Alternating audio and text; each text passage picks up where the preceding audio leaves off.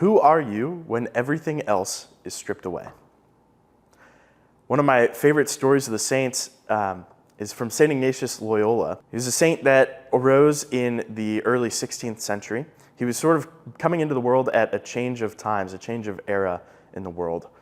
There was a recent discovery, if you're not familiar. Somebody sailed the ocean blue in 1492. And so all of a sudden the world was getting a lot bigger, right? And that's when St. Ignatius Loyola, then just Inigo Lopez de Loyola, was growing up. He was a soldier. He was, obsessed with fame, with fortune. He wanted to be regarded by the ladies. He wanted to be this man's man in a time of chivalry and knighthood. And I'm struck by this one particular story.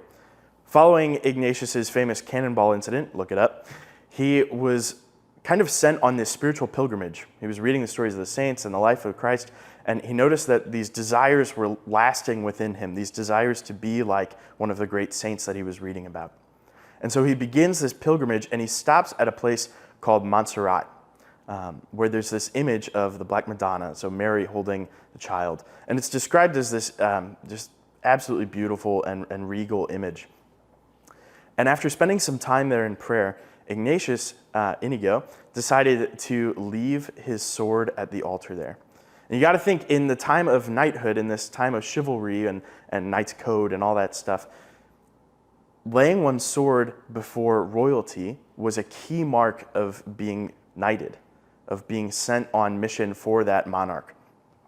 And so what Inigo at the time chooses to do is to lay his sword before Our Lady and the child Jesus.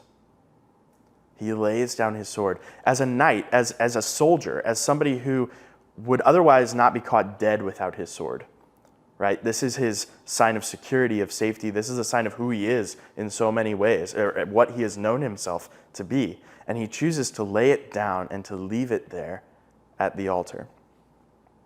I think there's something so significant there, because then Inigo goes on to continue his internal conversion, to continue his travels and his studies. He would eventually end up at the University of Paris, where he becomes friends with other future members of the Society of Jesus, the founding members of the Society of Jesus, the Jesuits, as we know them today. And he continues to walk with people and lead to their deeper conversions. And how many souls could we possibly attribute their salvation to the work of these men?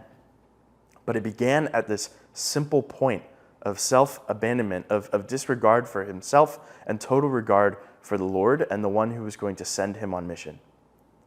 And so as he lays down his sword there, as he becomes a soldier for Christ, and as his desire to woo all the women of the world turns into a deep respect and reverence for Our Lady, Inigo is transformed. We have so much to thank this moment for. I think there's so much that we can look at this and we can say, look at all these conversions, look at all this reform that came about in the church. I mean, they were major players at the Council of Trent. There's so much that came from this, all from a simple moment of surrender. Surrender of everything that he thought his life was supposed to be. And so I think that question echoes through the ages to you and to me, to ask that same question: who are you if you were to have everything stripped away? Who are you with your sword laid down at the altar, whatever it might be in this life? Maybe it's a certain regard that you have in your community. Maybe it's a job that you've done and it's all you know, but you feel like the Lord maybe is inviting you to something new. Maybe it has something to do with the ways that you've just sort of catered to yourself, and the Lord is asking you to be selfless. When that sword is laid down, when everything else is stripped away, who are you? Because that place of ultimate freedom that Ignatius found was in living as a beloved son of his one true King. God bless you.